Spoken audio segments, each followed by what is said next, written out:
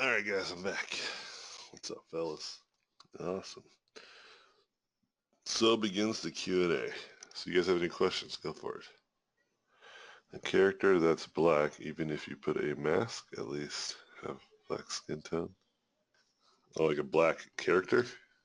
Yeah, like my one character that I submitted this week was black, and it was probably the only second time I've ever like painted someone who's black, and I was just curious to see how you would deal with skin tones. Yeah. So the first thing is just the contrast of the values are a little bit more harsher, but also just it's really just about the features because even if you make them a little bit lighter in tone, doesn't necessarily mean they're black. It's just the same way I feel about like when people draw women and they just give them big boobs, but they have like a masculine. Everything else is masculine, but they give them big boobs, so it's a female. So, no, not really. Um, so usually a broader nose,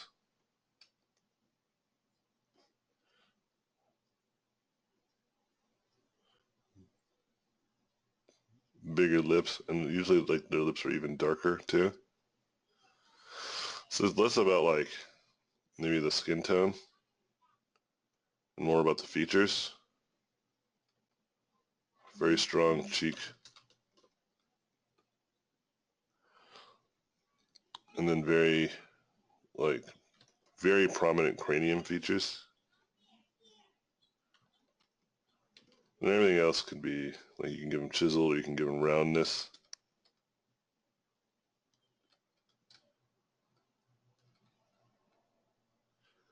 You know what I mean? So I would say focus mostly on the features than anything else.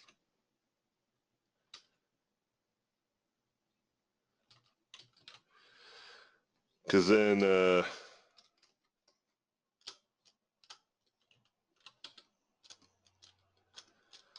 you can make them darker, but they'll still have the same features. And then in this instance,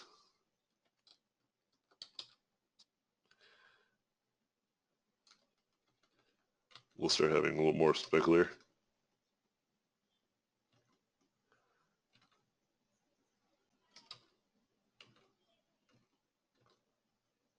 Right? But my point is that guy looked black still, even though it was lighter, right? And then you can go even darker,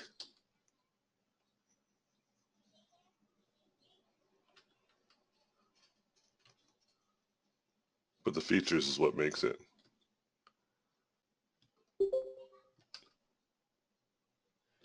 Does it make sense?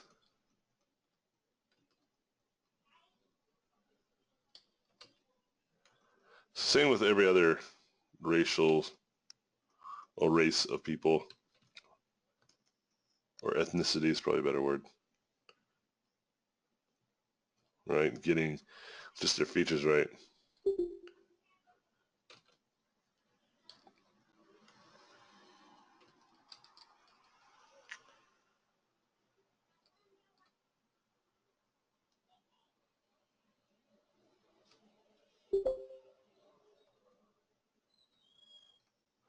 And I usually use reference if I really want to make this person look like a specific person.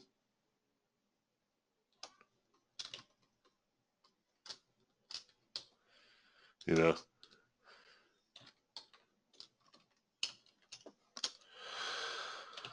Versus,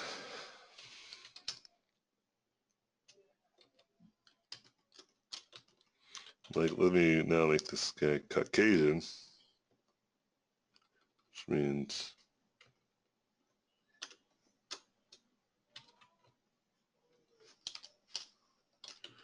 go ahead.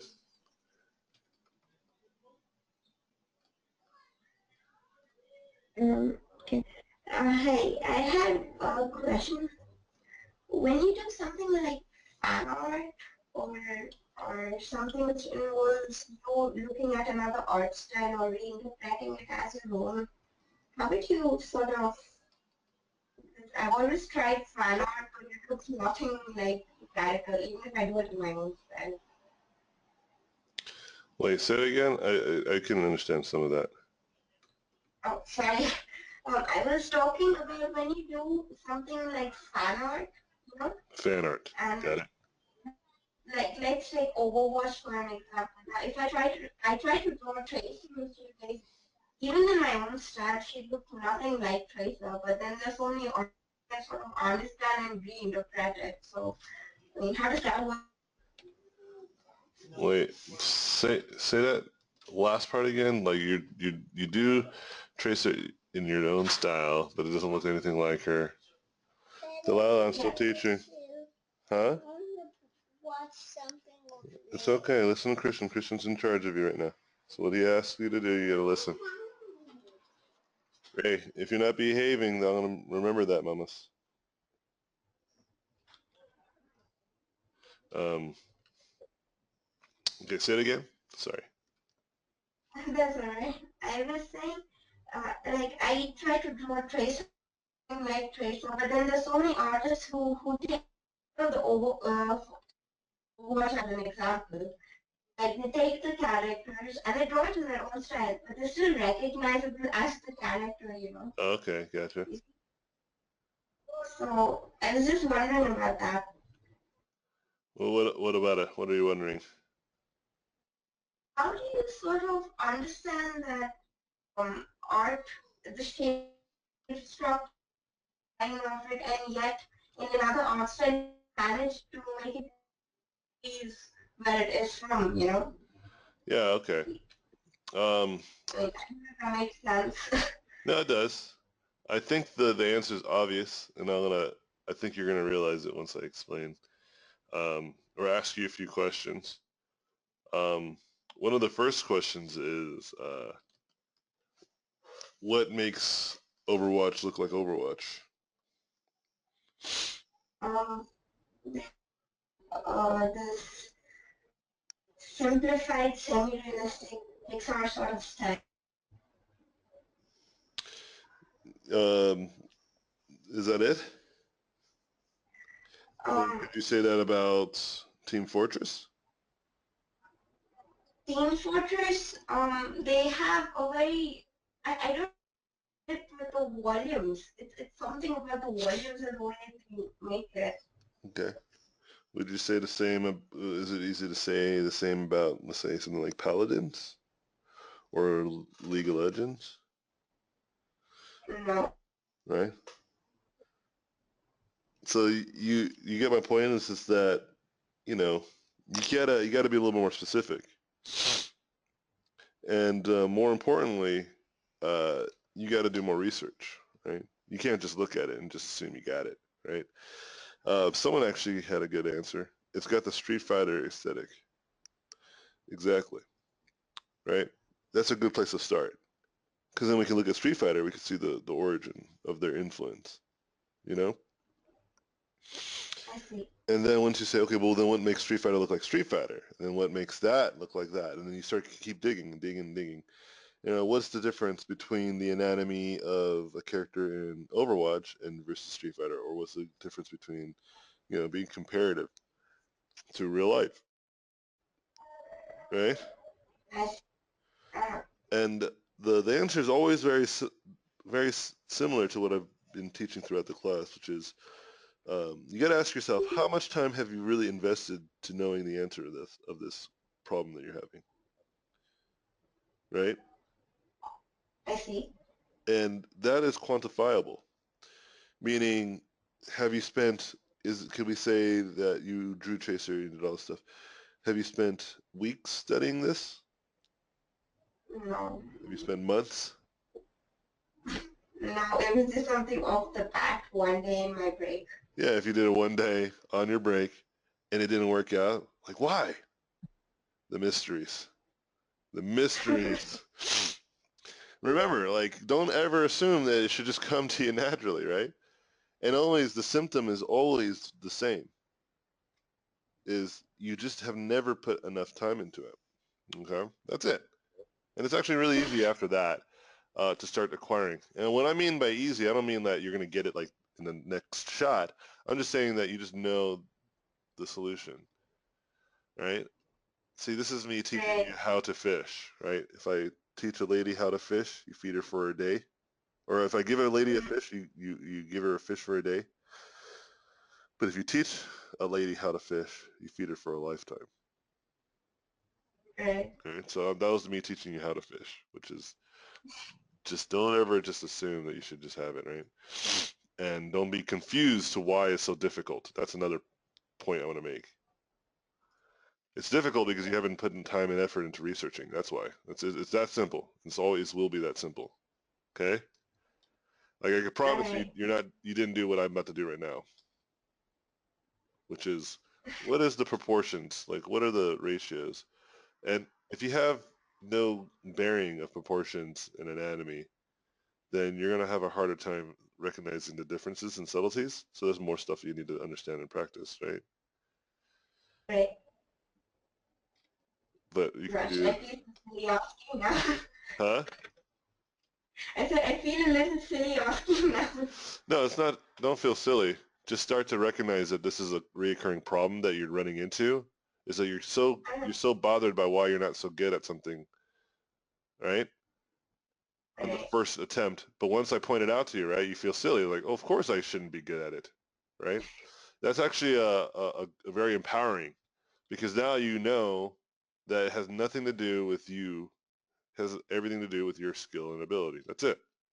And when you do that, it takes it out of this mentality of you're a bad artist. It puts you more in mentality of, oh, you're an untrained artist. It's different. Because the Right. mentality of a bad artist is more like ego hurting, right? More superficial. Yeah. Mm-hmm. But an untrained artist, there's a different context to that. That means you just need more training, right? Okay. Right. That makes it easier to look at. Thank you. Yeah, that makes it easier to handle your insecurities. Helps you manage your lack of confidence in certain areas. You know what I mean? Because Mm-hmm. then you're like, okay, here's a good example. Like I'll be playing I was playing this board game with my friends one day, right? I've never played this game. It's called Eureka. It's a kids board game for kids like 6 and up, right? You're Okay. given these shapes, like it's a really cool game. You're giving these like little beakers, right? They're like tubes basically, with Mm-hmm. bases, and then there's like colored balls, and there's 6 of them, and there's three different colors. There's like red, green, and purple. Okay, Okay. and you get a card, and on that card it tells you how you should arrange those 6 balls in the tubes. Got it? And the balls are already in the tubes. Got it? So you have to like mix it without dropping them out of the tube, right? And you have to get it. You have to be the first one to do it. It's a race to who organizes it the right way. It's really fun. It's a really cool, clever game for kids, right? It requires a lot of dexterity. So I was playing the game, and it's the first time I ever played it. My friend was really kicking butt. His daughter was doing really well. I was doing terribly, and I think we were on the 4th round. I haven't won at all, right? And his daughter looks at me and she's like, "Man, you're really bad at this game, aren't you?" Right? I see. And so this is a typical situation. This happens to all of us, where you do something for the first time or very rarely or whatever, and you're doing it, and then you're now compared to people who've done it for plenty of times. So you don't recognize that. The first reaction is like, "Well, whatever," and you get angrier, or you so whatever, this game sucks, or something like that. Like one of those types of things. You'll either deny the fun of the game, or you'll get angry and try to like prove you can win, and then you get more angry. The fact that you're losing, you just can't admit that maybe you just aren't good at the game, right? You don't want to admit that because, our primal brain is like, nah, screw that, right? But if you live on the logical part of your brain, the logical part, and this is the one that I used in this instance, I looked at her and I said, he's like, you're right. I'm not very good at this game, you know? And I was like, but it's okay. The more I play it, the better I'll get. And eventually I'll be able to play it along with you guys. I'll be able to keep up. But for right now, let's keep playing, you know? I need more practice. Right. And then my friend, her dad was basically like, yeah, exactly. So you hear what he said? Like, the more you practice, the better you get. You know? Because I was Mhm. bad, but I wasn't mad about it because I knew it had nothing to do with me. I never played this game. It's the first time I ever played. It's literally the fourth attempt. They've played it plenty of times before me. You know what I mean? Yeah. I don't let something silly like not being good at something that I hardly ever done dictate how I should emotionally feel. Okay? The next question is really how important does it matter to me to be good at this game? And it wasn't that important, so I didn't even care if I lost. Right? It was fun nonetheless. I had a good time regardless that I lost. Right? And I got a couple. I got a couple cards at the end. It was fun. And so looking at this, like why didn't I drew Tracer and it looks like garbage? Well, yeah. I mean, how many times have you drawn Street Fighter-like characters before? Never? Oh my gosh. How dare you be so bad? You know? So the first question that I usually ask my students is this because, they have a hard time, separating that. It's really don't take it personal. Just stop and ask yourself these few questions. Question number one, how much have you invested in this? Okay? Mhm. And if the answer is very little, then you say, oh, that's why I'm probably having a hard time with this. Okay? Okay. And then the second question, let's say you've invested quite a bit of time and you're still having troubles. Okay?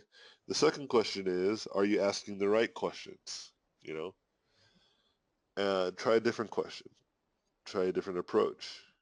Maybe it's more, but you just keep asking. And the more you do that, the more answers you get, and the more answers you get, even if they lead to more questions, the closer you'll get. You know? Okay. The point that I really want to make and hit home. Oh, I have to take this to my hospital. Give me one second. All right, I'm back. Sorry, I had to set up my doctor's appointment. Um, yeah, so just don't stop at I don't know, right? Like you basically say, I don't know, that's fine. But what I think it might be, have a question that then has an answer that you might think it is. And you could be wrong, you know? That's the beauty of it, is that you're allowed to be wrong, but you try and you experiment and you find out whether or not it's true. So for another thing, for another instance is I know like the thing that Street Fighter and all those guys have in common is that they have really good like faceted forms, like a lot of bevels and stuff to their forms, you know? I see. That's like a thing that they do a lot, Mhm. you know? And then they have like really kind of cool tapering to their designs, right? You just gotta keep Right. practicing that, whatever that may be. And if you have a hard time doing it, it's because you have very little experience and you just need to keep practicing it over and over and over until you get better at it. You know? Compare How this does to real anatomy. Like for instance, this deltoid is enormous and the length of the uh, forearm to the fist is long. That's more than normal. And this is a common thing too that I see with like the udon-esque like anatomy. They have very small pectoral muscles, uh, right? right. But just a little bit of studying, a little bit of investigation, you get some answers. So the thing is, how does the idea of failing, not Just one failing, second. What? You gonna go get your mom? You gonna go pick up your mom? Okay, leave the door open. It's fine. All right, go ahead. You're saying? I was saying, how does the idea of failing not phase you out though? Because I really find that, uh, I don't know, I've never seen chilled out about not failing. Wait, Something say that one not more time. confident. Your mic is like really bad right now. It's like cutting in and out, and it sounds like you're like in a bathroom.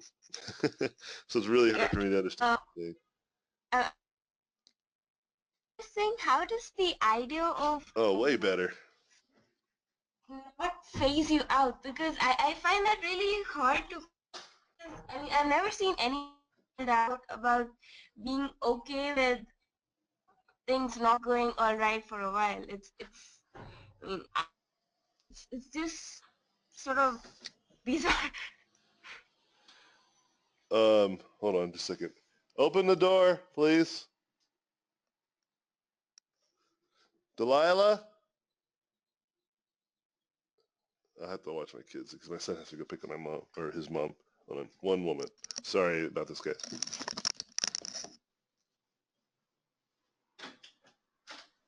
the door open, okay? I have to watch you guys. Yeah? Don't be too loud, all right? I love you, Lila. You can play right there. It's fine. You can play right there. Just you guys are going to be quiet. I'm still in class, okay?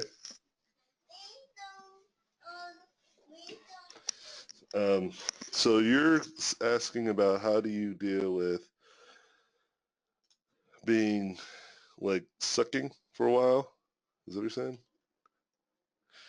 And like how you go about not feeling good about whatever your process, whatever it may be, like just you're struggling, whatever it is.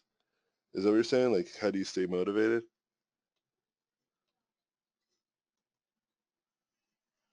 Hello? Sorta? Yeah, maybe write it down. Maybe it'll be easier. Write down your thoughts. It'll be easier for me to get what you're trying to get at.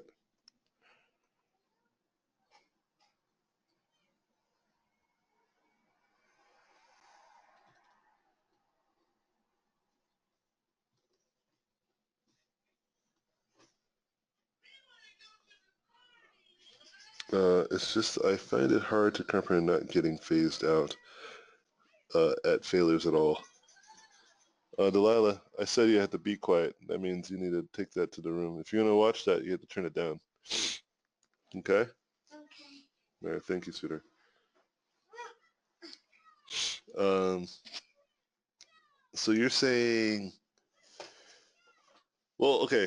I'm not entirely sure still what you're getting at, but I think I have a suspicion of what you're trying to get at. And what I'm going to answer is with this very simple premise is that don't rely on anything other than patience and resilience. Okay?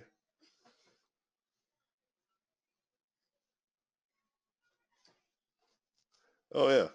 Because being not good at something, again, it has nothing to do with you. Uh, ask yourself this question. 2 years ago, do you think that the work you did 2 years ago, or even 3 years ago, or 4 years ago, do you think the work you did 4 years ago is better than it is today? Like, are you a better artist today than you were a few years ago?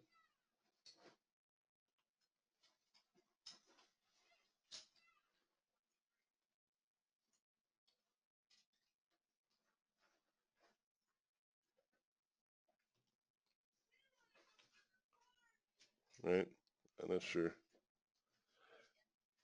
if you're ready. Oh, you see, honestly, I'm not sure. Uh, I mean, just look at old work and just look at it, compare it to something you're doing today. I know, like right now, you're in between because you're doing 3D and stuff. But the answer is usually and obviously yes, of course. And if for whatever reason it's harder for you to gauge it within a 2 or 3 year span, then do you think the drawings you did when you were 4 years old are better than you are today? No, right? So then you've obviously gotten better, haven't you? It took time, but it happened, right? You know, like you can screw up for like 5 years straight and still have plenty of time to improve, you know? That's why patience is really important. Because if you rely on motivation as your tool to improve, like, I don't feel motivated to draw because I'm so bad today, or I suck, or I don't feel good, you know? No, it's not wasted. It's still lessons learned, right? Because I didn't start getting into painting when I was in my 20s, right? So it's not to say that those first 23 years were a waste of my time. No, I just wasn't sure what to do. And all the stuff that I learned before that, like the life lessons, gave me the motivation and inspiration to try something different. And then that, in turn, allowed me to work as an artist today, right? And teach you guys. And so the problem that I think I see a lot of students run into is that they want to be good today. And it just never works that way. Nobody is like that. Hey, sweetheart. Delilah.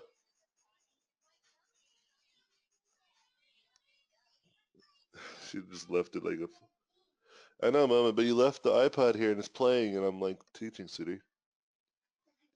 It's okay, my love. Thank you for apologizing. It's okay. Just turn it down. I don't mind you guys being in here. Just turn it down, okay? I like your little fortress you made. It's cool. Boo Boo, you want to watch stuff with Delilah? Just sit there. Oh, okay. Julian, leave Delilah alone too, okay? I'll come out there in just a second. All right, but I'm in the middle of class, guys. I'm still teaching. I'm almost done.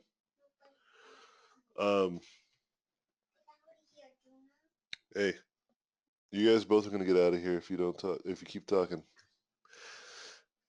I'm gonna throw you guys out of this window.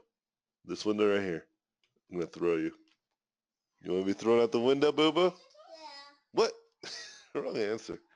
Anyway, he's like, yeah. um, and so what I usually tell my students is to rely on patience and resilience, because resilience allows you to deal with it the days that feel like crap. Patience is just the wisdom. Patience is just the wisdom knowing that it's just going to take time, right? You're not going to be good tomorrow. You might not be great the next day, but eventually it adds up. It all adds up. It's going to be impossible to not get good if you put time and effort into stuff. It just isn't possible. It's going to be really bizarre if you don't get good, if you spend a lot of time and effort in one thing for several years. It's just going to be crazy impossible, you know?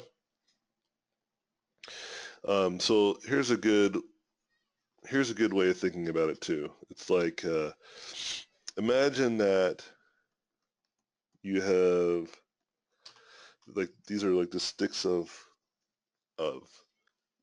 inspiration and motivation or whatever. And the flames that ignite, one day it's just like embers, it's just barely on. And other days you go to an event or you take my mentorship and you're like, oh, I'm super inspired to do all this work. And you're super, motivated and you want to get all done, right? But eventually that fire, like after the class, that fire will start to die down and eventually get back to this position. Yeah, makes sense? What I'm trying to say, that's motivation and inspiration. That's what that looks like. What I'm trying to say is using patience and resilience, because patience and resilience is like saying, no matter what, I'm spending 2 hours a day working on my craft. So the fire is always burning. But then let's say you go to that event or you go to the workshop or you meet your favorite artist or you take a mentorship, whatever, and that fire burns bright. And again, it will go down. But when it goes down, the baseline has been set. Understand? This is what patience and resilience looks like. Yeah. I tell my students whenever, like I used to teach like how to stay motivated, but I changed that to a completely different methodology because as a teacher, I'm getting better as teaching because I've been teaching for several years now. I'm getting better and better at it, right? Again, a product of time and effort. The more I teach, the more I meet students like you who have interesting questions and have, like, everyone's unique, but there's very similar symptoms that keep collecting. and I react to those similar symptoms, and I've seen things work for certain students. So I give that advice to them. And this advice is the same advice I would give to myself, which is relying on inspiration and motivation alone is just, it's fickle. You know? That's not reasonable. Like, how to stay motivated is not what I want you to do. It's how to stay consistent is a better way. How to create good habits, not how to create just quick sprints of good effort and then give up or stop or slow down.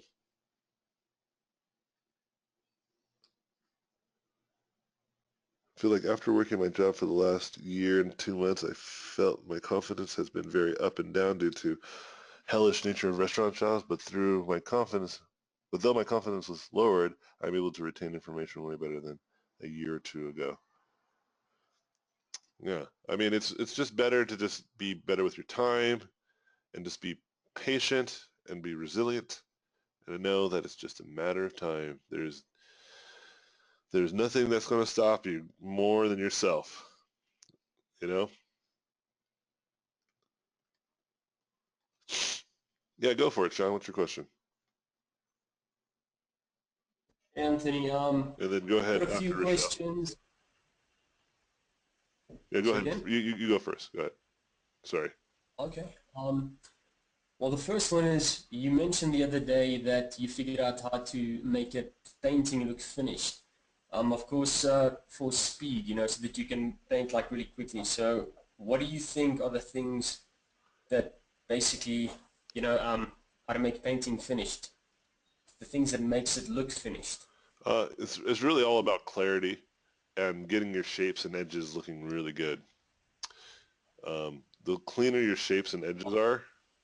So for instance, like look how I kind of drew the leg. There's a few ways that I would see someone do this. Like one way would be just like to kind of just sketch it in and make it a mess and then try to clean it up later. Yeah. Right? Or just do it right the first time. Right? Just draw the shape as you intended it to be. And unfortunately, that takes a lot of practice because there needs to be a few things that need to be true for you able to achieve this. Okay? One of them is you got to know how to draw the shapes that you're drawing accurately, and that requires you to study and practice, right? So for instance, when I draw this cape, there's a few ways I can do it, but what I'm going to do is just draw the shadow shapes, or the light shapes first, the shapes that are in light, and I'll worry about the shadow later. Okay. You know?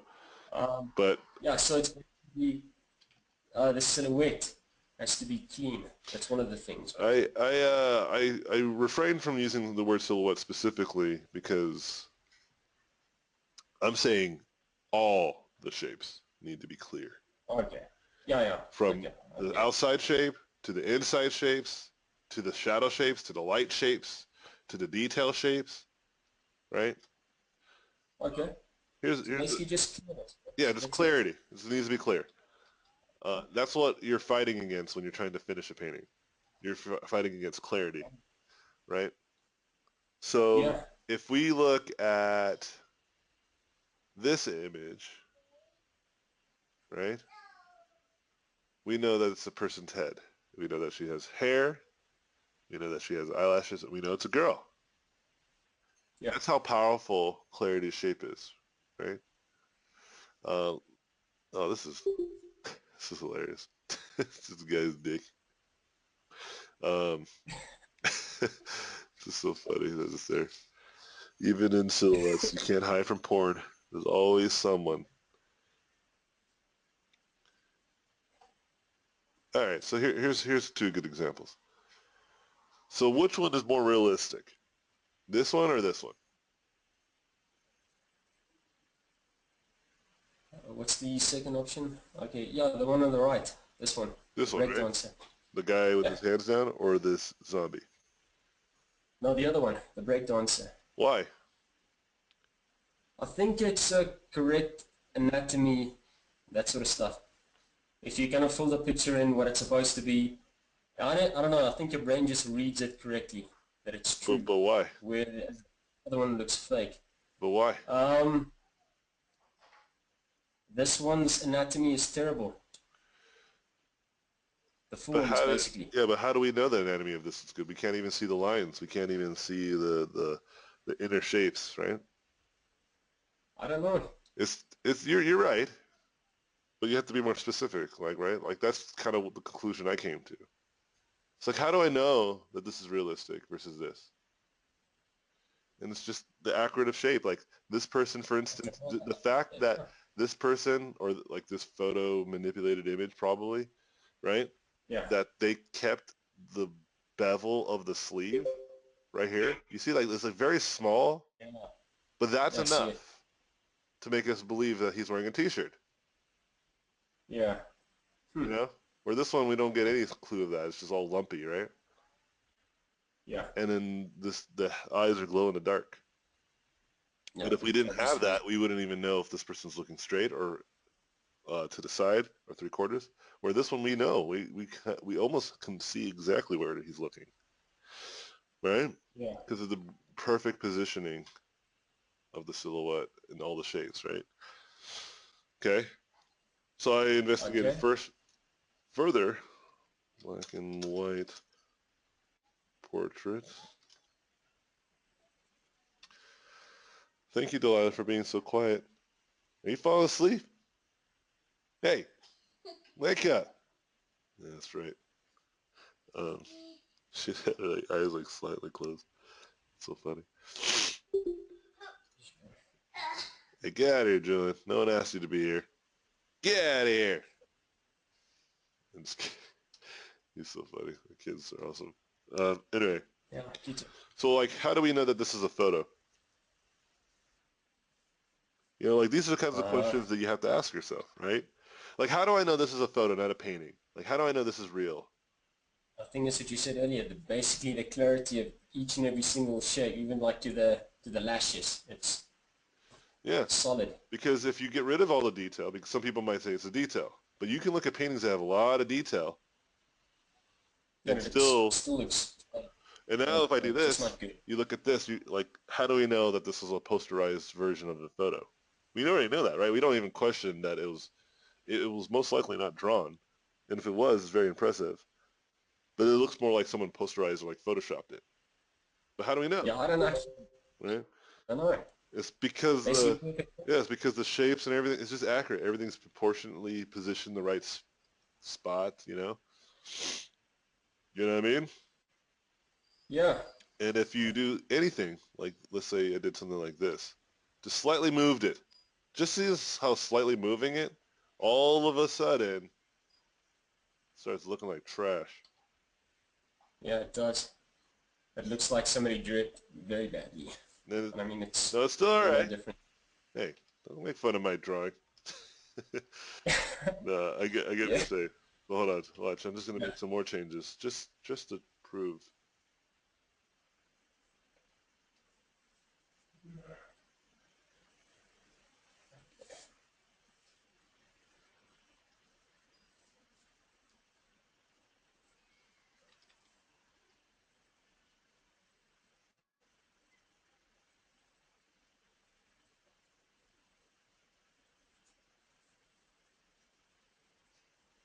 You see the difference, right? You see how things start to change?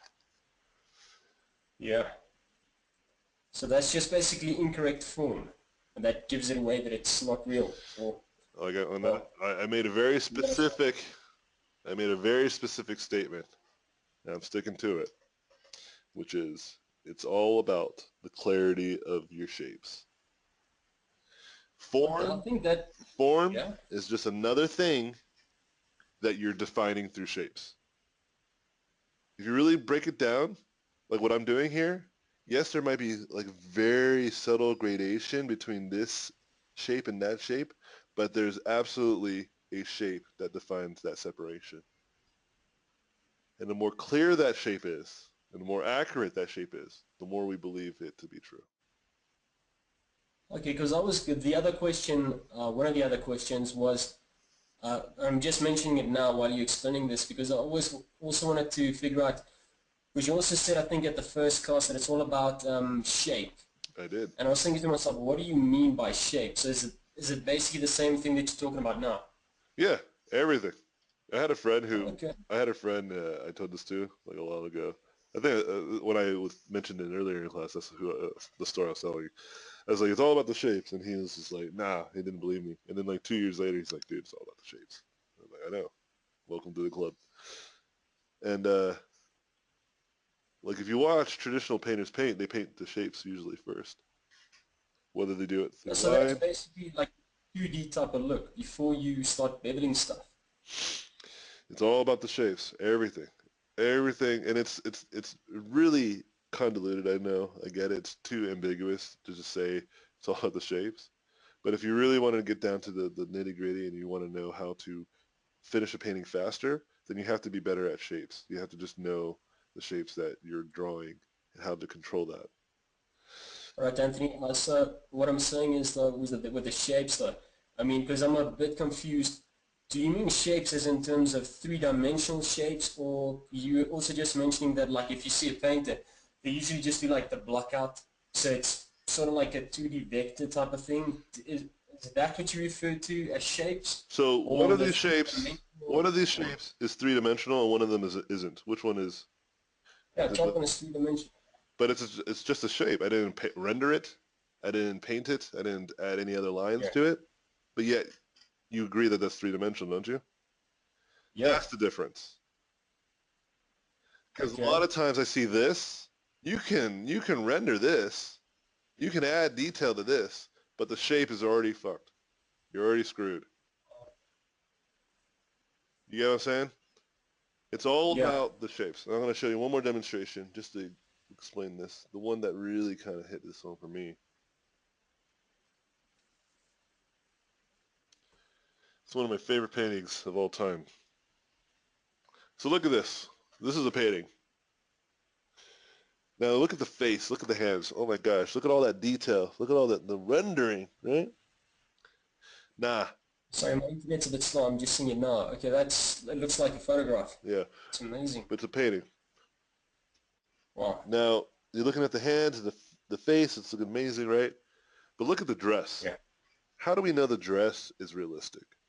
Because if you think about it, there's actually no lighting that's actually hitting it, right? That we can see. There's no actual light and shadow. It's pretty much just black. The Yeah. folds, yes. But again, getting back to the subtleties, I have annotations here. I'm going to use it. Look at, oh, I can't see them though. Can you guys see anything? No, that's unfortunate. All right, whatever. Just look at the arm and look right when it goes to the elbow, and you can see the fold of the supinator and how it dips right Yeah. into the ulna. You see that? Yeah. Versus just Surprisingly, making it normal like a drawings. circle. Very few people do. Okay. And then see how like these little folds, like Inosha was saying? Same thing, yeah, it's just really powerful. Like the hair, the silhouette of the hair. And then now if you start to get into more of like the more advanced stuff, like the shape of the shadows, right? Versus the shape of the highlights, the shape of the detail. This is just all shapes. And it just starts becoming more and more difficult to see once you start to blend it and mesh it together, right? I understand that. But it really is all about shapes, nailing those shapes. And it's very difficult. I'm not trying to say that it's easy either. It's really difficult to really master, even to understand. I get that. But trust me, to put a lot of time, if you want to get into the art of finishing your paintings fast, you got to start mastering your shapes, homie. Um, and so there's a really good reference that I have that demonstrates kind of a traditional way of thinking about this. This is pretty good, but there's an even better one. And I'm positive it's in here. At least I thought it was. All right, let me go back up. Let's find out. I need to slow down a bit though, because I think I lost it. We're going so fast. I know it's definitely after these more realistic anatomy drawings. At least I thought it was. Like, forms that are important, understanding forms and, oh, here we go, I found it. Understanding forms and, lighting and color and values and all that great stuff is really good. But at the end of the day, all you're doing is defining shapes. And the more accurate you can depict those shapes, the more accurate people will believe what they're looking at. Okay? Like Okay. the proportions Yeah, I'm of those still a bit shapes. confused. Like I take a don't know look. why. I See mean, this image right here? yeah. See, on the left is just a drawing of all the Yeah. shapes from light to dark. And then look at the right. All he did, or she did, I'm not sure if it's a he or she, is just fill it in, color in the blanks. Okay, but how does that apply to when you do? Because I understand that, like, read a lot of Loomis books, and where he also says, Sure. just kind of like draw the shape of the shadow and stuff and just fill it in. But I mean, if you do imaginative illustration like what you're doing now, Hmm. I mean, obviously there's no, you're kind of making up the shapes like for the shadows and stuff. Yeah, but there's So there's things that I'm not making up. Like I'm making it very clear where the beginning and end of certain forms and shapes are. That's all. For instance, watch okay, how much more accurate this little pelvic area is going to be once I've really defined this shape. Like really get in here and make it very clear that there's a little bit of negative space there, right? And then that's pretty much where it ends. And then it basically blends again together there. And then I come back here. And then having it connected and putting those proportionally together like that allows it to look more believable. Look how this cast shadow is going to be more believable once I define the separation between this purple stuff and the flesh of this weird thingy then drawing. Once I've defined those yeah, edges with just, shapes, right now I'm using this darker value, and I just blend it all together so that it looks seamless, right? But now it looks much more clear, right? And we have a much more, and see, this is inaccurate, this lighting. So I need to make it more accurate. I need to create that better shape. And the beautiful thing about illustration is that you can design these, and that's the beauty of it. You can kind of faux some of these. You don't have to make it 100% accurate, right? And okay, that's when you can start making the shapes really interesting. And that's where I think a lot of people get the appeal for my artwork. It's not 100%. There's a little bit of design in there. Like I'm also looking at this shape right here, and like I can try to make it anatomically correct and like put like, the rib cage, or I can just super chisel this line, this edge, and make it just that much more dramatic because it looks cooler. You know what I mean? okay. So when I was painting the robots and stuff, I was thinking because what I was doing, trying to figure out what you were saying.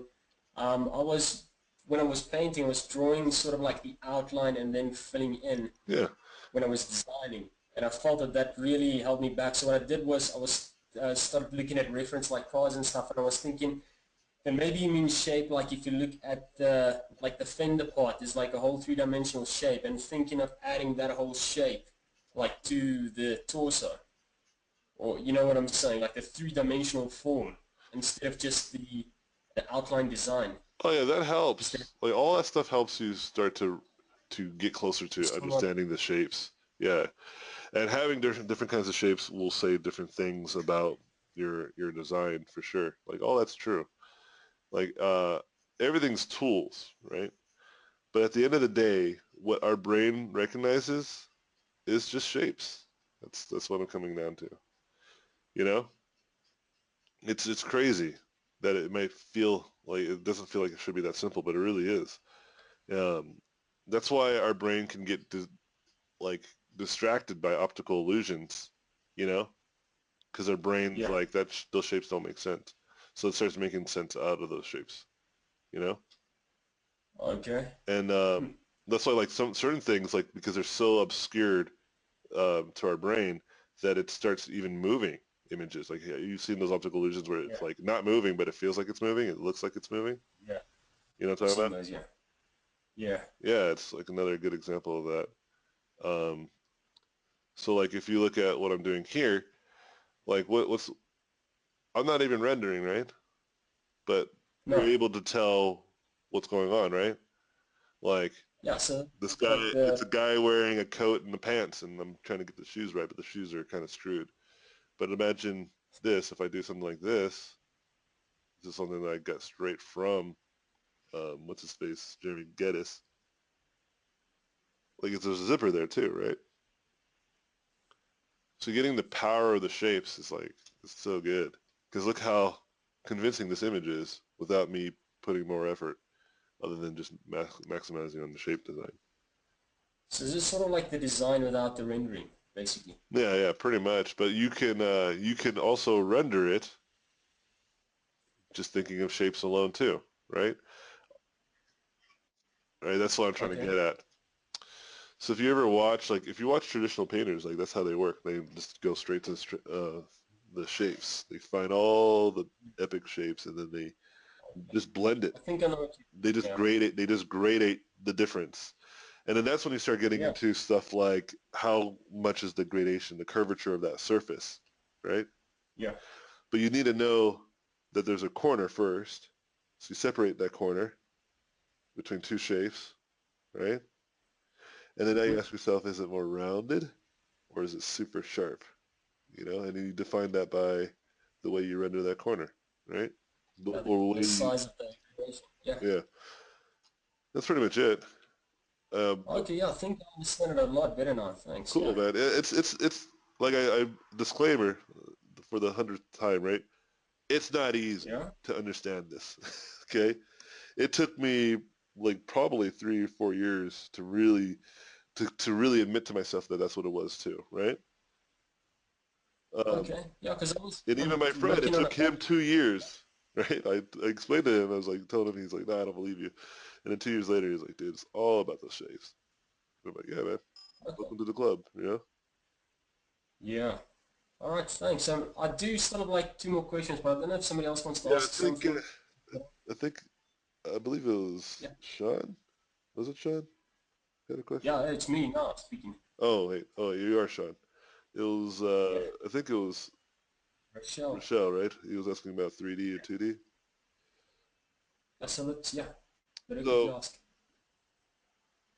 wait 1 second. All right.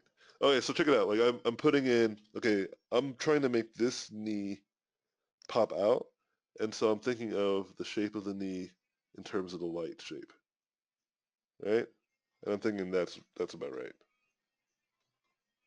Right, this double knee that I just drew is a bizarre creature, you know? And then I just blend it and it's gonna look a little bit more like it just popping out, right? See, I start with the shape and then I just render it. And then it's just having control with that. That's all I'm trying to get at. I love both 2D and 3D. I'm not sure what road to go down. Whatever road you want to go. There's no wrong path. Just pick something that you prefer. Because I like 3D too, and I do both. But I clearly like 2D more. Yeah? I think a lot of times whenever that question is asked, it's the same kind of problem. Like people are afraid that they might go down the wrong route. Like, no, you should try whatever. If you're forced to, I think like for instance, Inosha, she's kind of like forced to do certain things that she doesn't want to because of her class, her school, right? It's different than if you choose to do it. For instance, when I was in school, I was enforced to do a lot of 3D, but I just didn't really care for it at the time. But as I got better as an artist and I saw the benefit of 3D, I said, oh, I'll learn some 3D. And I would spend a week or two or a month or two, really trying to get good at 3D. You know what I mean? And I did it because I wanted to, not because anybody told me to. Going back to kind of the goal-oriented teaching that I've been talking about throughout the class, right? Like, do things because you want to. Don't do it just because someone told you to do it. Do it because you see the benefit of doing it. And in that way, you're doing it more based off of your own ambition versus someone else dictating how you should go about doing it, right?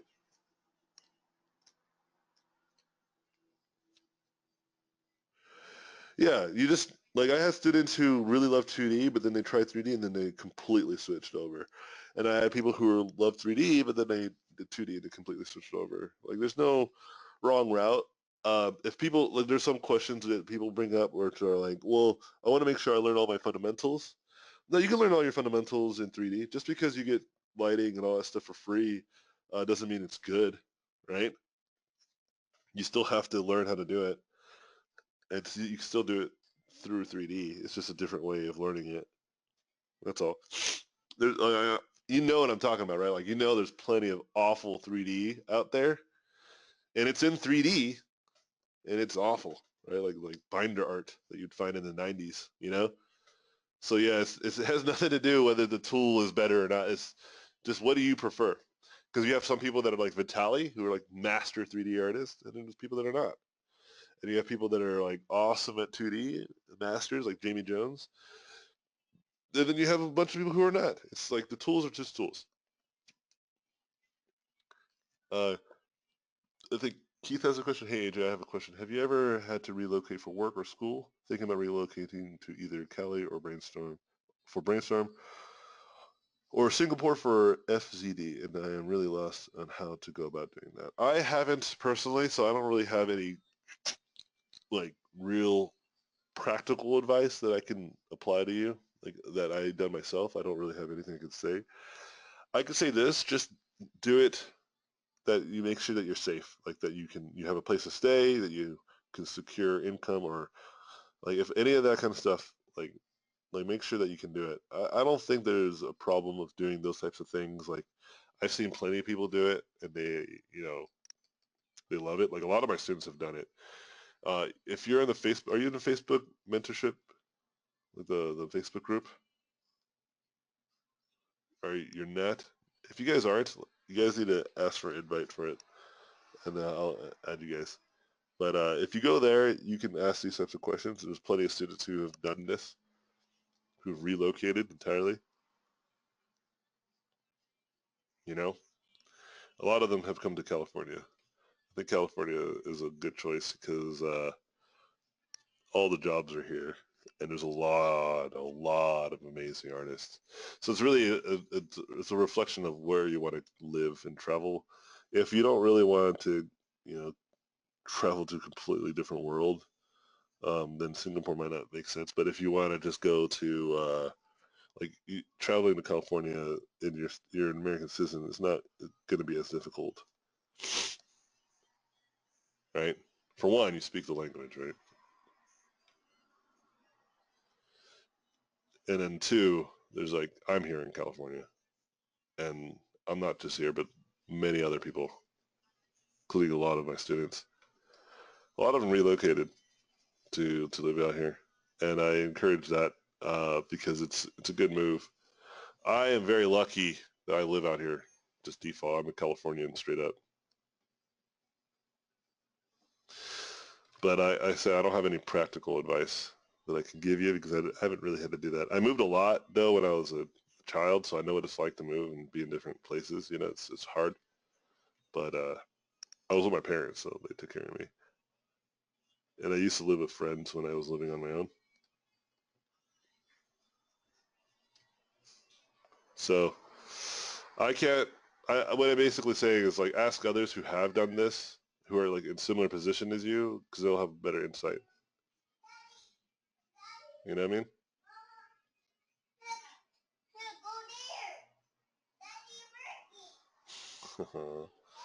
The son, he's so cute.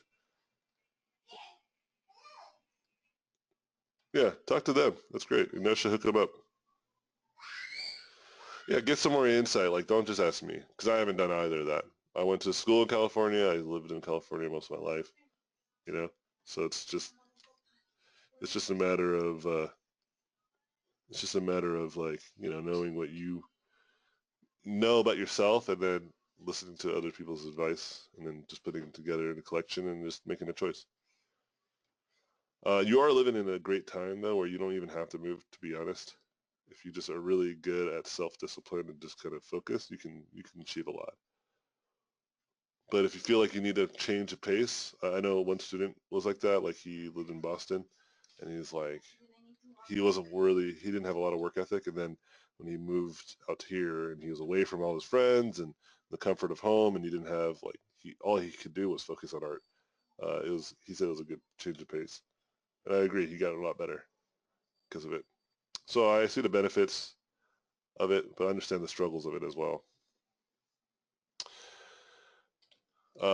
As a teacher, I'll give you the best advice I can, but that's the best advice I can give you. Otherwise, I can't say yes or no. I can't make no choice. Some choices are easier. For instance, like Inosha, she was saying like the school stuff. I was like, oh, I know what to do. Just talk to your teachers. Do it. Like make time, because I know that's something that she needs to do. Because I've been there and I've seen many other people go the same route. I've taught a lot of people that have done that. It's just very clear to me the answer. This, not so clear. So it's all on you. You have to figure it out, get the information. Ask others. Get some intel. All right. Hey, Anthony. Questions? Yes. Go for it. Yeah. Thanks.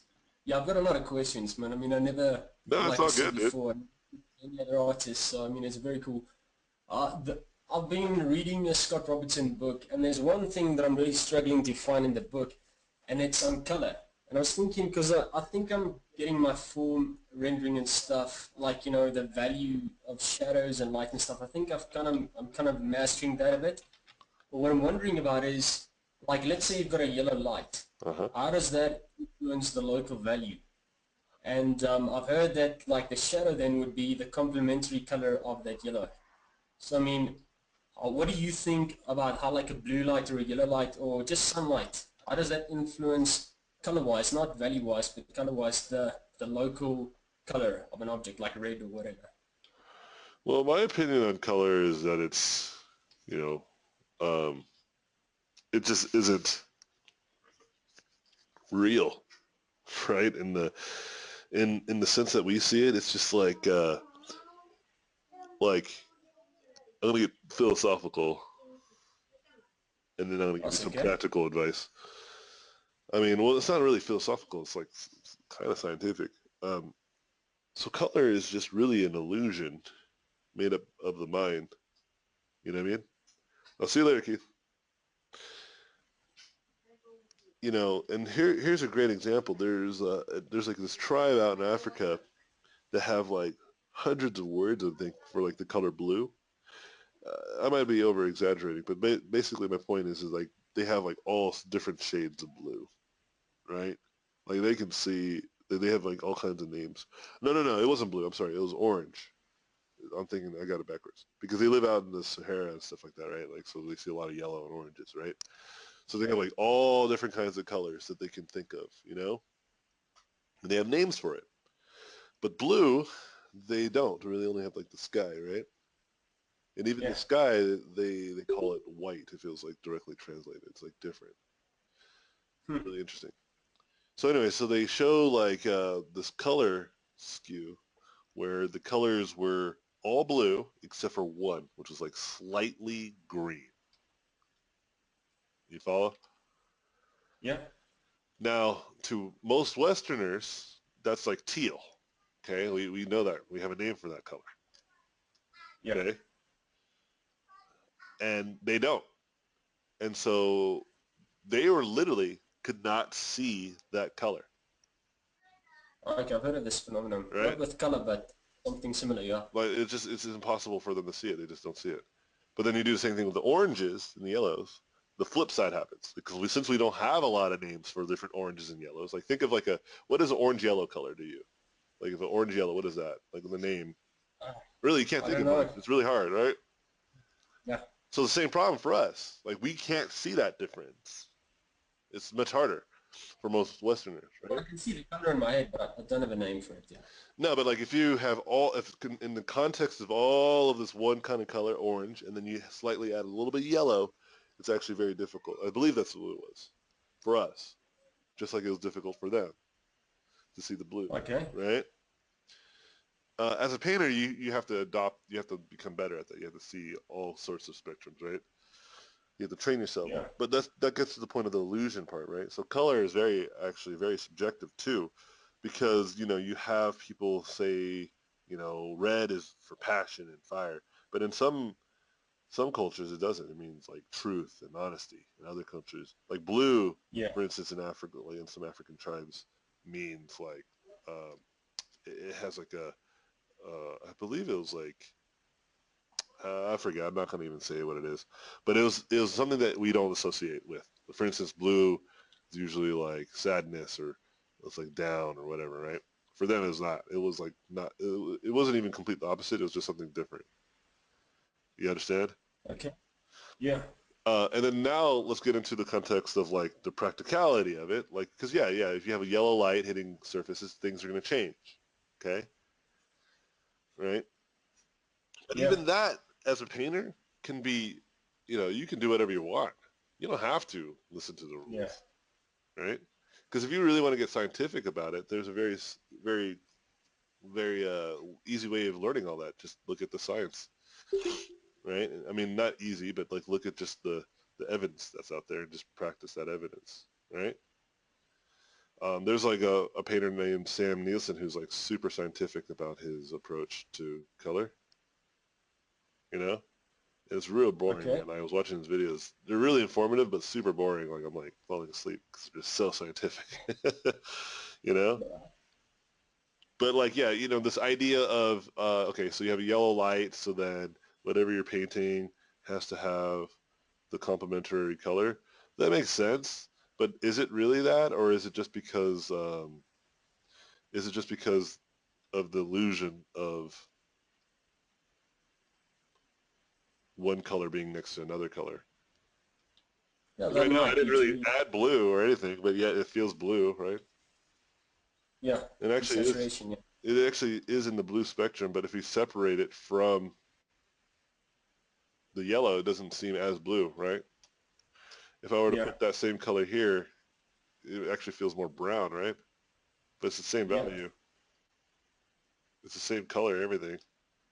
Feels darker up here on the head, and it feels lighter down here, right? Yeah.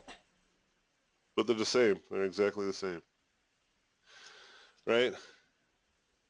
And what I try to do whenever people talk about color, I say just focus all your effort on values, really, because color is really elusive, you know. Okay. Because I can go in here and I can do something really fun. Like I can go and be like, you know, I'm going, I'm going to add just like a purple bounce light in here. Why? Because that'd be cool. Like you did on the stomach, the blue. I was looking Yeah, at that. I was thinking that's very cool. yeah. Doesn't come from I anywhere, can but it change it. just looks. I can be like, let's make it yellow.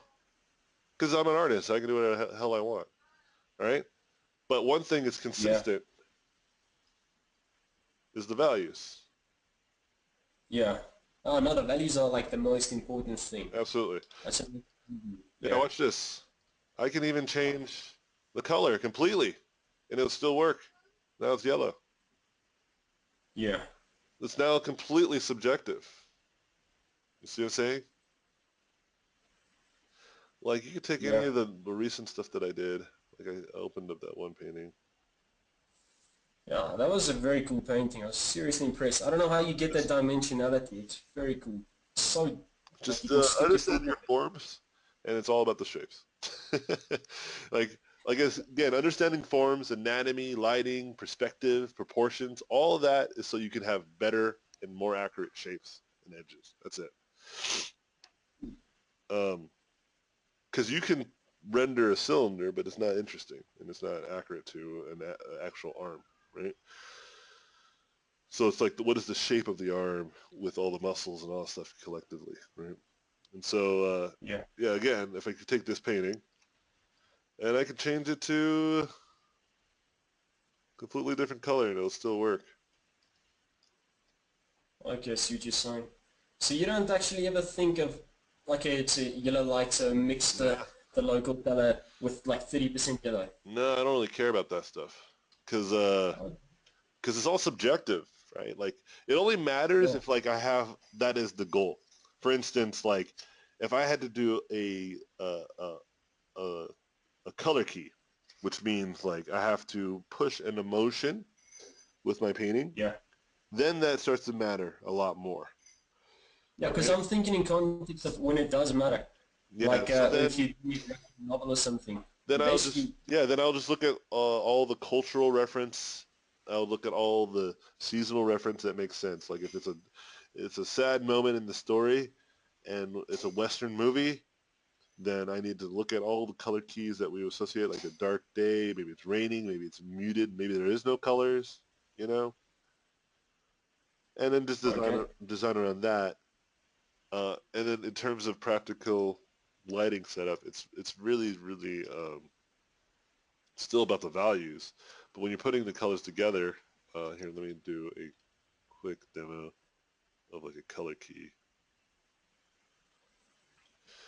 right? Like if I were to say that it's a it's a sad moment in the story, right? Whatever. So then I would be like, okay, there's a few ways I can go about this. One is to kind of just overcast lighting, right? And then Yeah. all the colors in here. If there's a character in here, like the character's in here, or whatever, and like he's red, then all the lighting will just be slightly muted, right? That's one color key. But then let's say it's the same composition as a character in like some sort of environment, um, but now it's like it's a bright sunny day thing.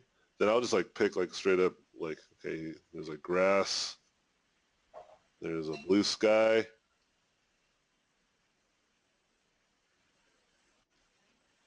right? And then I'll take that grass and just like light it, and then put our character, like I said, a character was wearing red. Put a character wearing red. I'll start with a darker value, and then just light this character. Actually, I think it makes more sense to go with the pink. Oops, keep changing it. That's exactly what I'm talking about. Right? But that's again, it's all subjective. Like, this Yeah. feels way different than this, you know? Yeah. But nothing's changed. Oops. I'm always thinking of the values. It's just hard to do when you're painting in color because you're distracted by the color, right? Um, but like I said, like you can think of it like really practically, like yellow light coming in. Well, let me do this again. Let me do this. Like put the darker environment. Okay, so if we imagine the surface right here, let's say that's the color of the object. Let's say it's orange. Oops.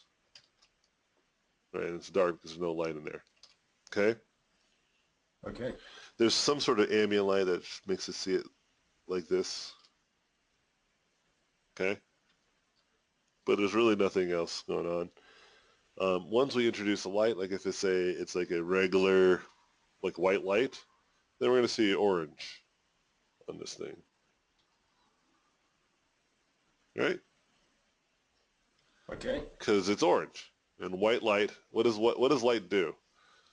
Light can do three things. One, it either reflects, which means it hits the surface and bounces off, right? It either absorbs, which means it hits the surface and it gets absorbed, right? It stays in that surface. Or it refracts, which means it goes straight through the surface.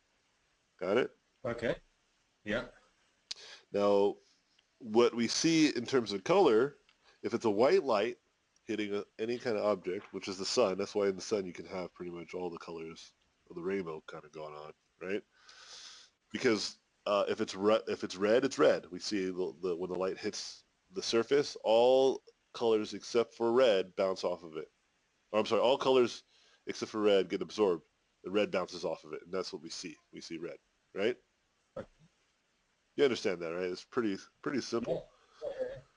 So if we were to say that there was a yellow light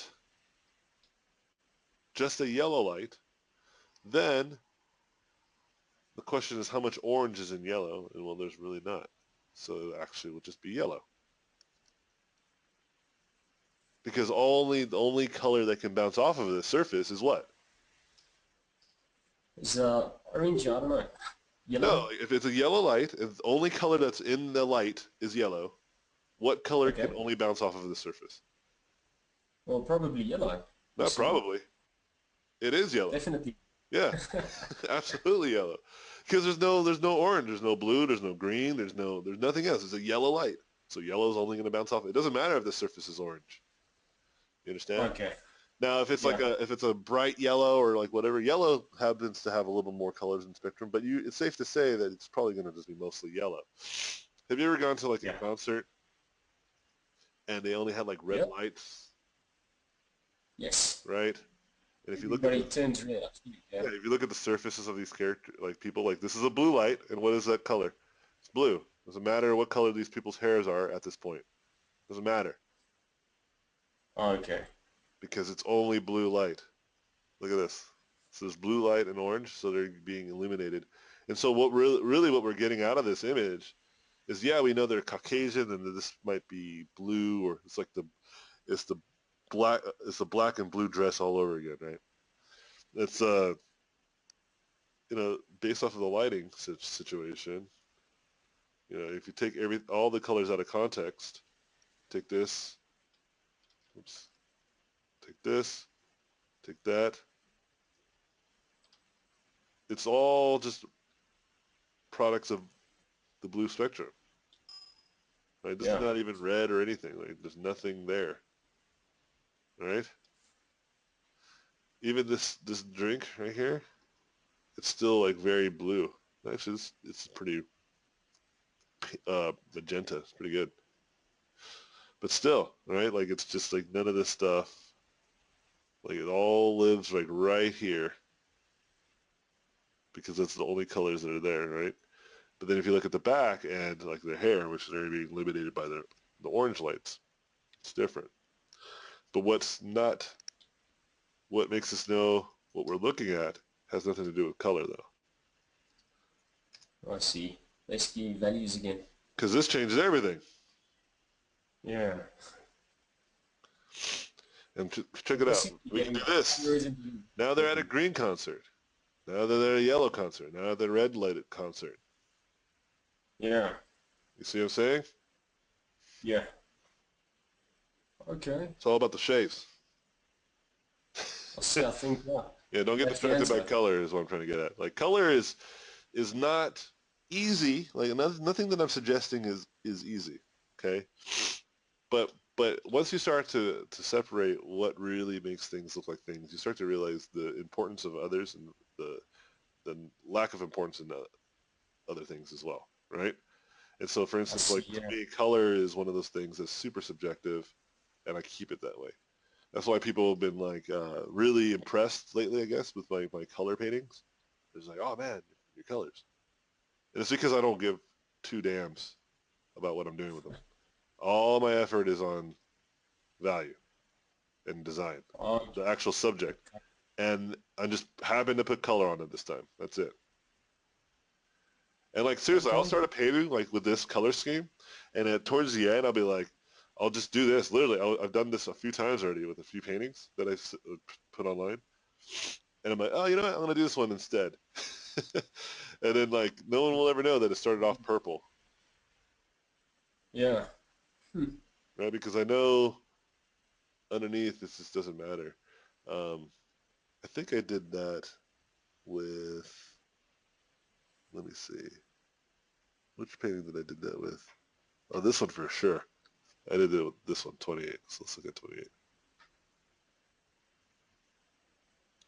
So let's look at the origins of this. Start off like that, purple,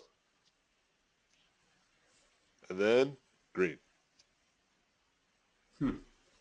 Okay. There's another one.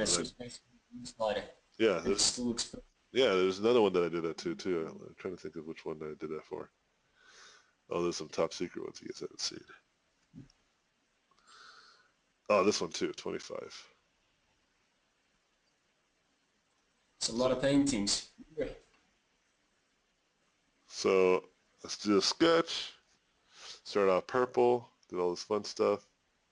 I'm not sure if you guys, maybe it was for the morning. I forget which class I did this for. It was actually a demo.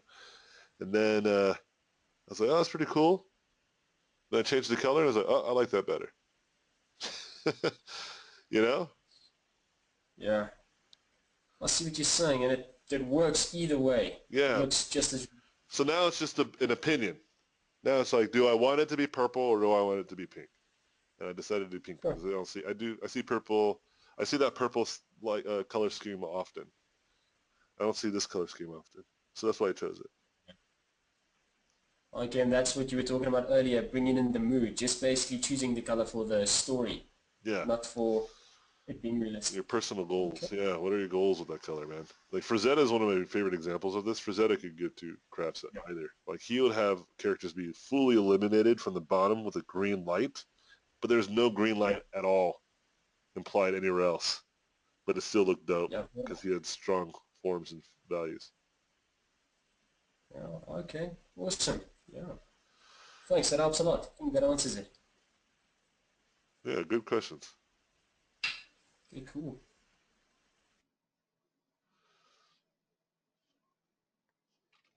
Any other questions? See, I made a choice there, right? Like I do like a purple like cloth hanging, but I realized I already did that a few times already. I don't know if I want to keep doing that. And so I'm like trying to mix up the actual thematics of what I'm doing. Now, the long arm stuff is like, I don't think I'll ever get rid of that. I love drawing long arms. But I'm trying to think of stuff for my friend to write about.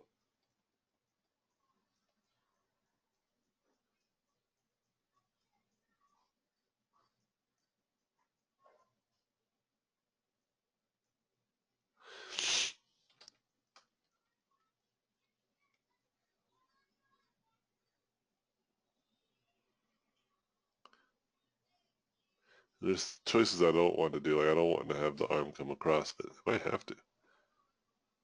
Or you don't know. I'll have it do this.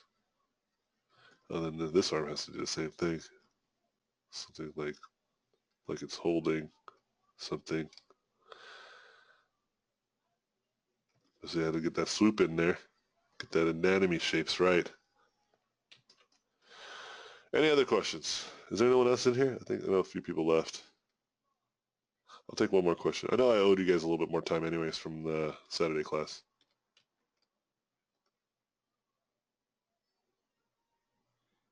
So feel free to ask another question or so, and then we'll end the class. That to one of my uni projects? Yeah, of course. You can do whatever you want, man.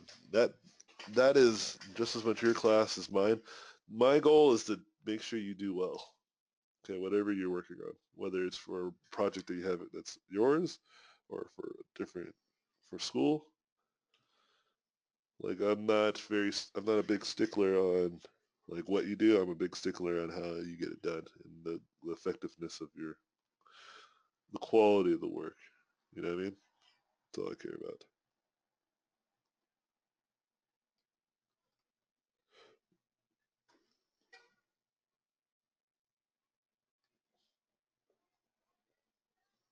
Yeah, exactly. She's working on her character for class, for instance.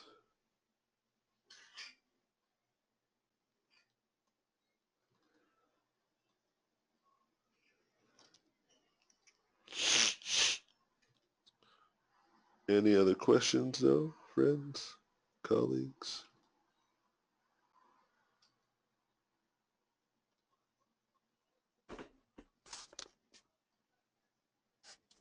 Yeah, I have a question.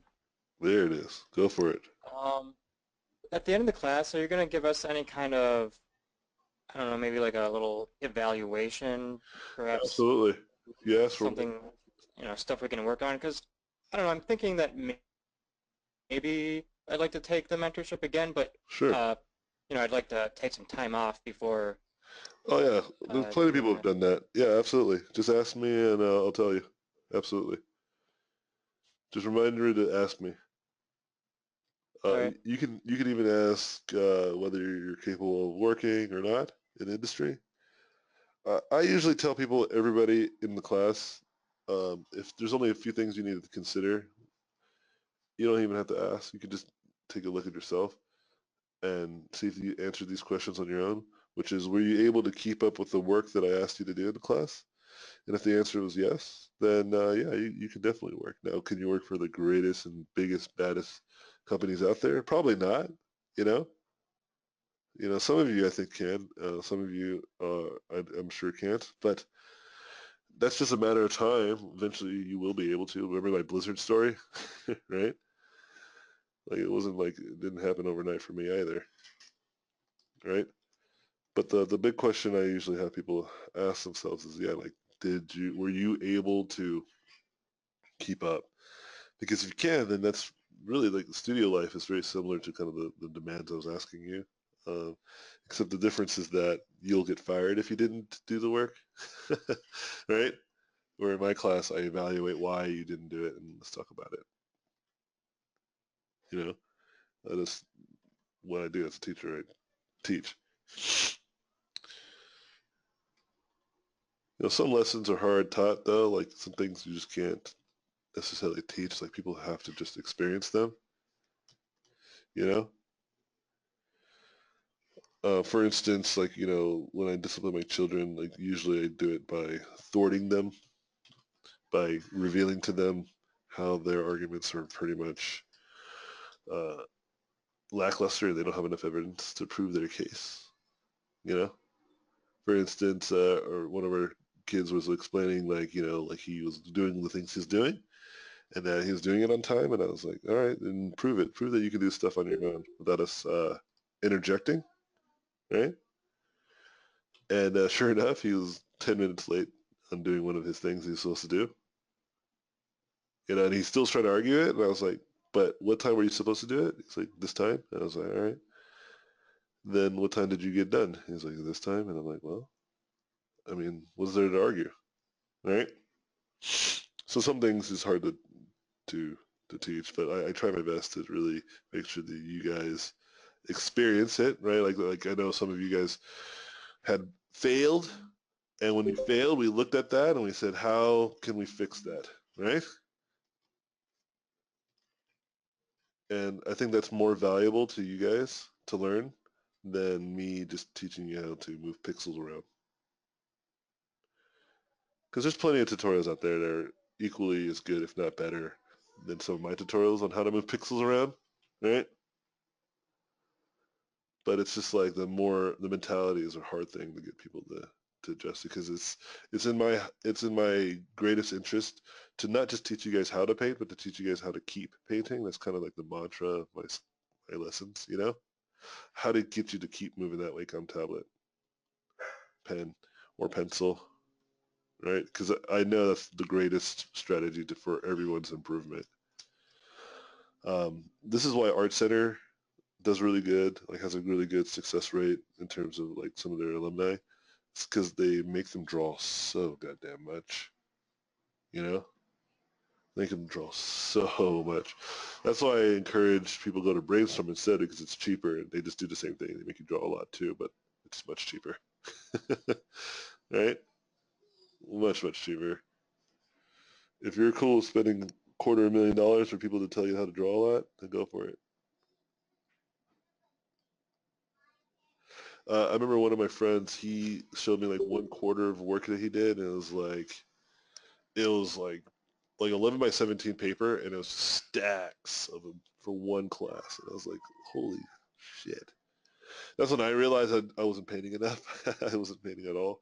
Like AI didn't tell me to do any of that. Like didn't tell me how to draw at all. They were just like, do this, do that. And I'm like, all right, cool. I trusted them. And they were a bunch of liars.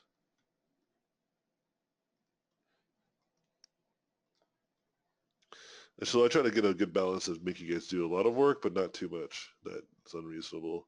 Because I'm also a big fan of teaching people how to work better and smarter versus just working a lot.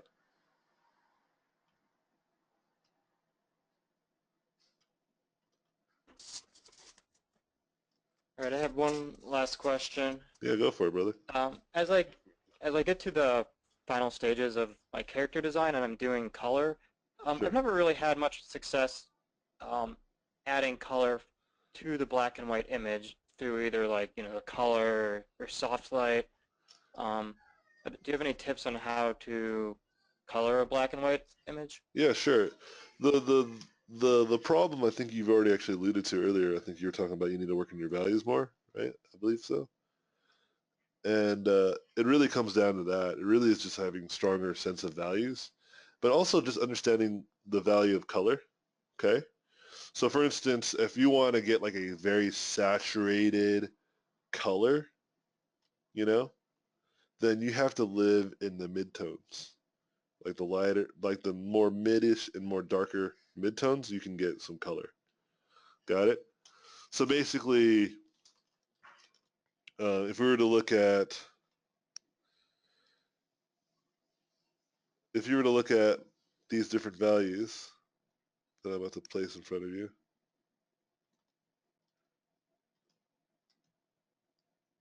right? Um, and white's here too, but you just can't see it because it's a white canvas. Actually, that's not smart. I should have done this.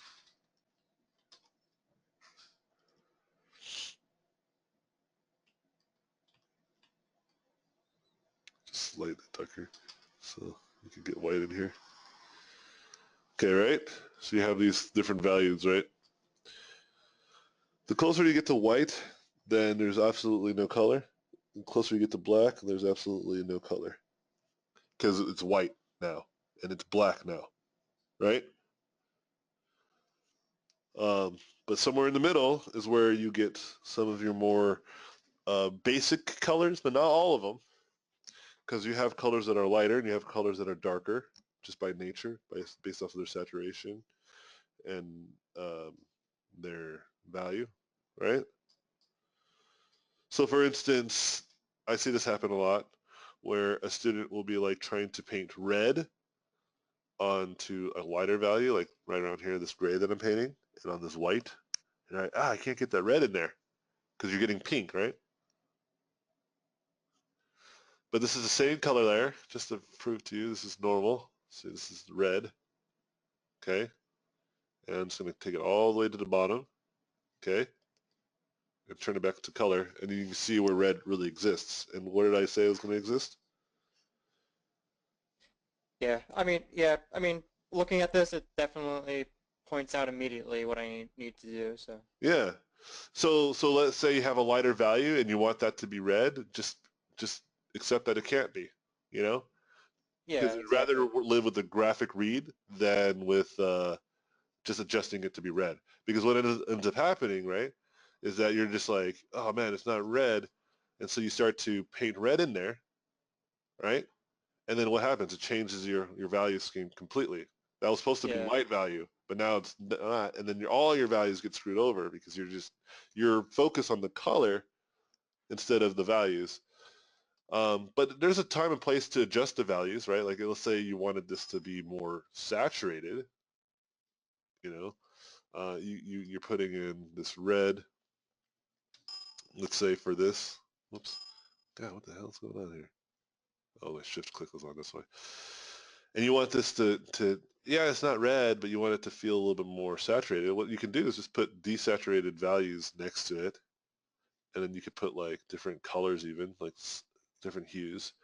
It's not dramatic enough, but it's going to feel a little bit more like there's some color variation there now, right? But that's when you have to kind of go in there and like do some surgery, right? It's like hand painting, you know. The color-based painting is only to get you started. It's not to finish the painting, right? Like it's supposed to just get you where all the colors and kind of get you a color scheme that you think is good, and then you move forward, right? Or a color scheme that you can get out of that value range, and then just move forward, you know? Because nothing like even with those changes, see those changes I made, like, and I added like those three different colors to this, right? yeah, And it still maintained the same value, even though there's a little bit of that brown, like that tan, you know, and that beige, and there's a little bit of like desaturated pinks in there, you know. but yet Would you? values never changed because I have a good eye for that stuff. That just takes practice. You know, it's really hard to kind of just do it. That's why in the beginning you have to constantly check your values. You know, when you're first starting out doing this type of stuff. Mhm. But when you do that, over time you start to learn. You start to understand what you can push and what you can't, right? But a good rule of thumb moving forward is that if you want like something to have saturated colors and stuff, stick in the midtone range. Like anything that's in the midtone, dark midtone range, you can count that that could be red or blue or purple or yellow or green or whatever, right? But like I said, some values are a little bit lighter and some values are a little bit darker, but they all still live in kind of the mid-tone range, like saturated, straight up saturated colors from the color wheel. You know what I mean? Yeah. They all live like relatively in the set like in the mid-tone range. And you can just like go and get like a color wheel, right? Just get color wheel and just drop it in and just kind of see the different values from the different colors. And you can see that pretty much except for yellow and it's like the purple blue, right? Mhm. They all live where they live, all pretty much in the mid-tone range, right? See that? Well, actually, that is Yeah. just blue. It's not even purple blue. It's just blue. Right, but even this is not like, it's not black, and this is not white, right? They're like right, they're really close, but they're not. But all these other ones are like right in the mid-tone.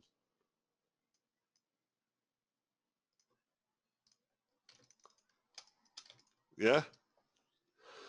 And it's like, it's done. Like you now know. You know what I mean? It's like, it's that simple, okay? And then so now you just like it's not like as you said like immediately when you probably look back at your oh I can see now the immediate problem right Oh yeah, and definitely. then now it's just practicing it you know so that way you can catch it sooner than later right but yeah it's to me color is actually not very difficult to learn once you've mastered your values okay I don't think color is easy by no stretch of the imagination but I'm not saying that it's impossibly difficult once you've mastered your values. Like once you've, I think because colors are, the hardest part about colors is really because of the, the difficulty of seeing values in the color. That's the problem. You know what I mean? Mhm. Like being able to catch how bad your values are before you check your values. Because a lot of times it's hard to see. Yeah?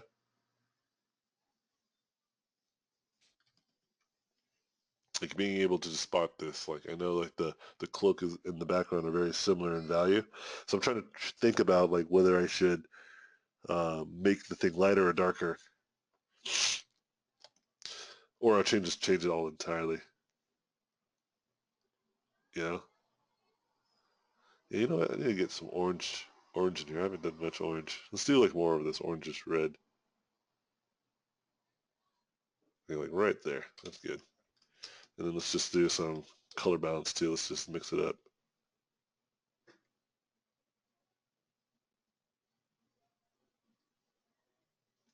All right, but like the values are just like, and in this instance, the color balance helped change some of the values because the blue makes it darker, right? And then we'll just go in here and add like super saturated, that rustic orange red, super saturated versions of it in here, and just drop it in, knowing that the value is like not even being changed because of that. Because all I'm really doing is adding saturation,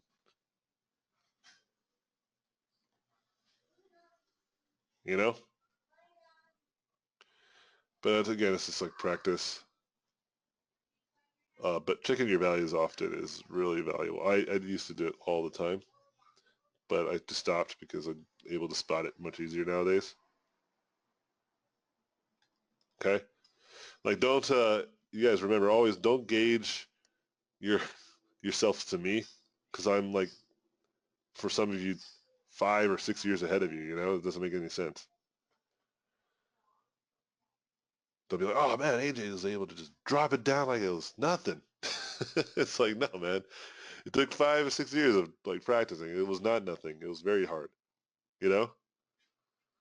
It's just you're just experiencing now the future version of yourselves. That's all. It's like a really good magic trick. I'm going to end it with that, and I'm going to end the class with this last story. Let me save this, though. 036. Yeah, remember how I was talking about like the 10,000 drawing thing? I started numbering because I was like, I'm just going to start numbering my paintings, so that way I know how many I've done. And I don't know how long ago I started doing this. I think it was like 3 months ago. So it's about like 10 drawings a month. It's pretty good. So there's a really good magician. So whenever you see like a good painter, right? I akin this to watching a really amazing magician, right? I'm going to explain a magic trick to you, and then you guys are going to. I'm going to tell you how it's done, and then I'm going to tell you kind of the moral of the story. So there's this kid. I was watching like this TV show or this like documentary about these kids who go to this magic school, right? And they learn how to do magic, um, in their adolescence. And one of the kids was this Japanese kid. He was training to go to the competition. He ended up winning too, but it's besides the point.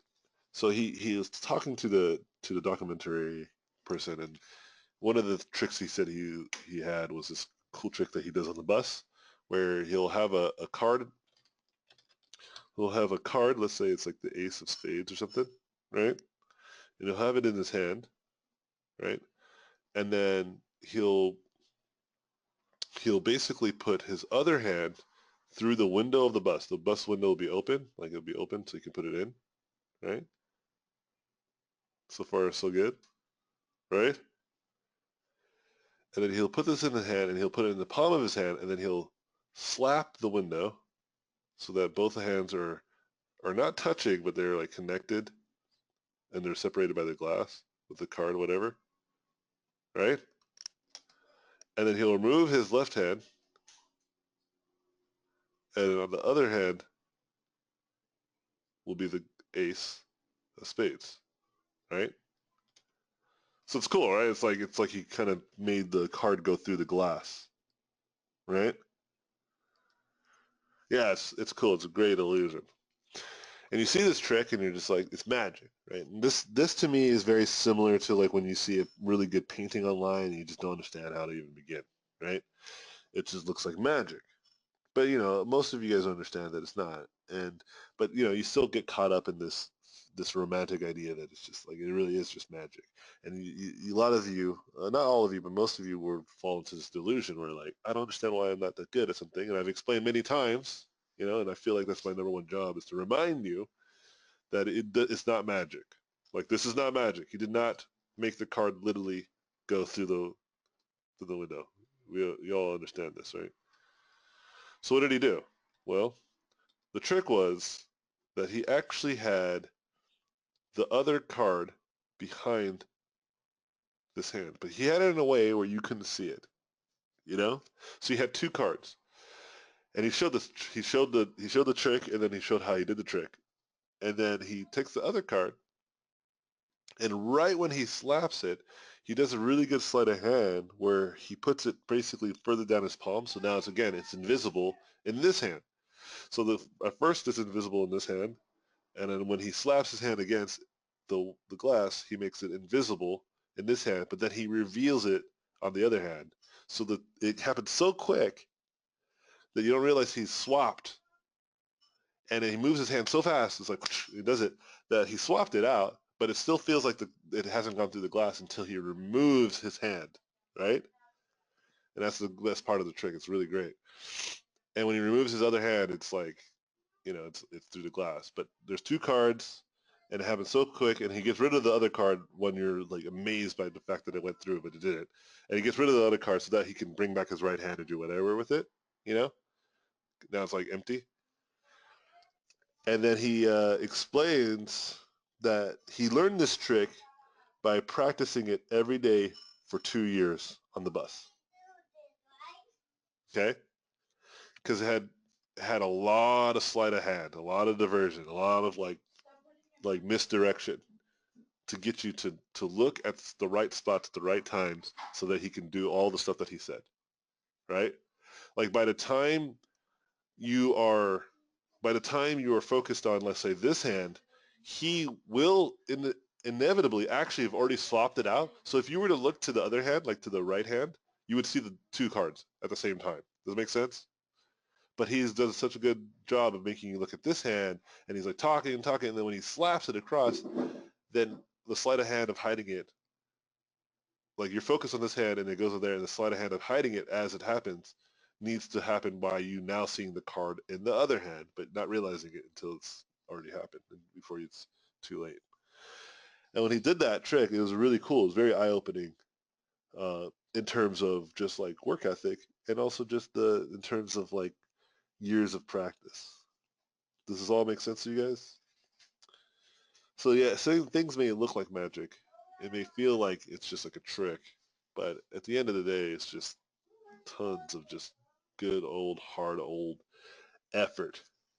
And he didn't spend a lot of time. It wasn't like he spent like 5 or 6 hours on the bus. He just thought about this trick. He's like, I wonder if I can get people to believe I can make a car go through glass, right? And he would be on the bus for about, I think, half an hour every day for his commute to school. So every day, whenever he'd go to school, he would practice the trick. You know, because he had other tricks that he was practicing throughout the day. You know, but when he was going to school, he's like, I bet I could do a trick, and he just practiced it on the way there. You know.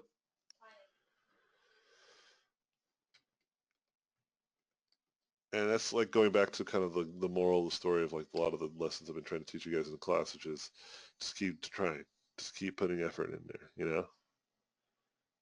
Even if it's a little bit, even if you don't think it's enough, trust me, it's enough. You know, just keep doing it. That's the only thing. And the next thing you know, a few things will happen. One, you'll start getting addicted to it. You start seeing the patterns. You start feeling like, oh yeah, I'm actually getting good. And then when that happens, you'll start to do it more and more. Or another thing will happen, it was just, maybe you don't see it, but regardless, you're getting better because you're just practicing often. And you're done drawing, Daddy? Yeah, I'm done right now, actually. Okay, let me finish. Let me finish real fast. Let me finish real and both and both. And both. And you're Both. Don't use an F sound. I'm going to slap you. And you're done with your drawing? Both. Ay, both. Overwatch? I have to ask them, Mama. Okay? All right. That's it, guys. Gonna let you go. I'm going to see if I can teach her how to say both. I see her with her mouth. She's definitely doing both with her teeth. All right, guys. Peace out. Thanks again for awesome work. Keep up the hard work. I'll see you guys in a week and a half. Later, guys. Great questions, too, guys. Now I'm going to go me and the both of us are going to talk. Let me tell you something. What are you going to tell them? Say goodbye. In Minecraft, the cows It's not poop important. in It's not important. Get out of here. Get out of here. Minecraft, they poop. All right, see you guys. Laters. Thank you for watching this video. I appreciate it. Please subscribe to watch more in the future. If you like the video, I would appreciate a thumbs up. If you like this content, you can go to my website, robotpencil.net, where you can find mentorships, tutorials, and a Patreon to get more exclusive content. Thanks again, and I'll see you guys in my next videos.